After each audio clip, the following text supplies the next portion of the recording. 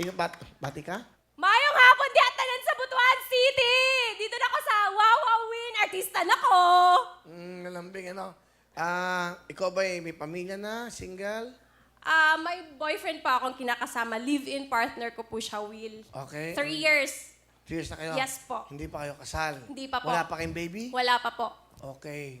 Sa call center ka? Yes po. 3 years. Hello, this is Chicks from AT&T. How may I help you today? Kamusta ang buhay mo? Masaya, Will, pero puyat. 3 years na po akong puyat, actually. Anong schedule mo? Graveyard shift po ako, 11 p.m. to 8 Bakit a.m. mo tinawag na graveyard yan? Kasi parang zombie, panggabi yung trabaho mo. Ganun ba yun? Yes po, siguro. Okay. Pakilala mo na ako sino kasama mo. Pinapakilala ko po sa inyo ang pinakamamahal ko at pinakagwapo kong boyfriend, si Ayel Oxtero! Magandang hapon, paring Will! Nangapon. Lamig dito. Anong gusto mo sabihin? Mahal. And pangarap niya kasi matapos yung pag-aaral niya, Will eh. So parang feeling ko minsan, hindi ako deserve. Kasi sa ngayon, wala pa po akong trabaho, Will eh. Pero pangako ko, mahal, na magtatrabaho ako para makatulong sa pag-aaral mo. Thank you. Yun lang, mahal na mahal kita. Chicks, ano gusto mo sabihin? Mahal, Yes, mahal. ngayon ko lang sasabihin sa'yo to.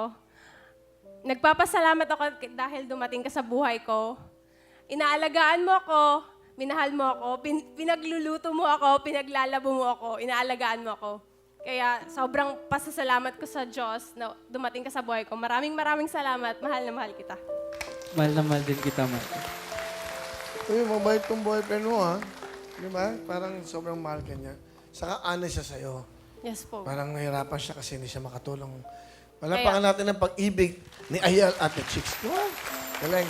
Sana dumating ang panahon, Ayel, pag okay ka na, di ba? Ito na yung babaeng kasama mo habang buhay. Siya na po talaga, paring Will. Alam ko. Sabi talaga? Ikaw. Opo, Will. Ano, opo mo parang... Opo. Kasi feeling ko siya na din talaga yung lalaking para sa akin. Alam mo, nakakaingit ka. Kasi matagal na kami, Will eh.